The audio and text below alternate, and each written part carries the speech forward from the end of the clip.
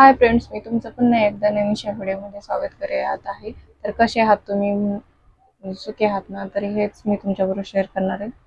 तर आज मी आल्यापासून 2 ब्लाऊज काढलेले आहेत. तर आज आल्यापासून 2 ब्लाऊज काढले आहेत.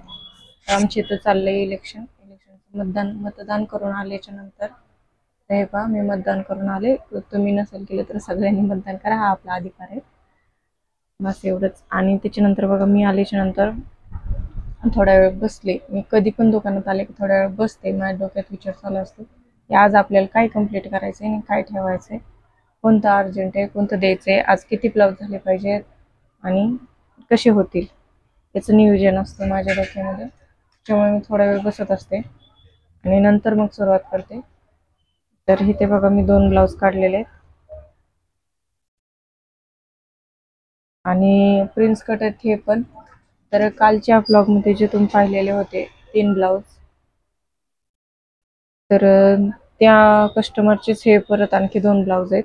म्हणजे त्या कस्टमरचे 5 ब्लाऊज असे, 5 ते 6 ब्लाऊज मी शिवलेले आहेत त्या कस्टमरचे आता एवढ्या 2-3 दिवसात. तर इथे बघा, हा वेलवेटमध्ये आहे, गोलगळा केलेला आहे, नॉड केली त्याला आपण. इथे नॉडन लटकन बसवलेले आहेत कपड्याचेच, आणि पुढून ठेवलेला आहे हा आपण प्रिन्स कट. तर बघा, हा प्रिन्स कट खूप सुंदर असा प्रिन्स कट शिवलेला आहे हा. तर हा खूप सुंदर असा प्रिन्स कट शिवलेला आहे. आणि ही बघा, बाहेरला डिझाईन आलेली होती म्हणून आपण ही एल्बो पर्यंत स्लीव्स ठेवून ही बाहेरला डिझाईन काढलेली आहे, घेतलेली आहे. त्याच्यानंतर हे पण बघा, सुपर स्लीव्स मध्ये आहे, एकदम सिंपल असे, पण बाहेरला वर्क असं वेलवेट मध्ये हा ब्लाऊज आहे बघा. खूप ट्रेंडिंगला वेलवेटचे ब्लाऊज चाललेले होते, त्याच्यामध्येच आहे हा ब्लाऊज. आणि तर हा ब्लाऊज तुम्हाला सांगू का, 36 छाती आणि 33 कंबर आहे आणि 10.5 बाईची उंची आहे, 5.5 दंडघेरा आहे. त्याच्यानंतर हा पण त्याच कस्टमरचा ब्लाऊज आहे.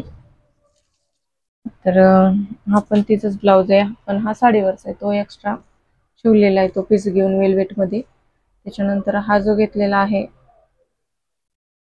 तर हा साडीवरचा पीस आहे. तर काल 2 पर्पल मधले जे शिवले होते ते 2, अजून हे साडीवरचा हा एक आणि वेलवेट एक, असे मिळून 5 ब्लाऊज, 5 का 6 ब्लाऊज आहेत. आणि शिवून पण मी तिचे 2 ब्लाऊज दिले. जो डोळे जेवणासाठी शिवलेला तो पण तिचाच होता आणि हे पण तिचेच आहेत. म्हणजे 7-8 ब्लाऊज शिवून दिलेले आहेत.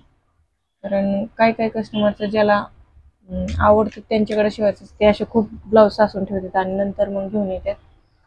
असं होतं की, कारण ते दुसरीकडे कुठेच टाकत नाही. एकदा का माप एखाद्या व्यक्तीला बसलं तर त्या अजिबात दुसरीकडे ब्लाऊज टाकत नाही. त्यांना तीच फिनिशिंग वगैरे ते एकाच जागेवर आवडतं, त्याच्यामुळे दुसरीकडे ब्लाऊज टाकत नाही. ते एक पीस साचून ठेवते, साठवून ठेवले की नंतर मग घेऊन येतात शिवायला. तर हा पण साडीवरचा ब्लाऊज आहे बघा. तर हा पण प्रिन्स कट शिवलेला आहे आणि एल्बो पर्यंत आपण ह्याचे स्लीव्स घेतलेले आहेत. बाहीला बघा, हे बॉर्डर आलेले पैठणीसारखे.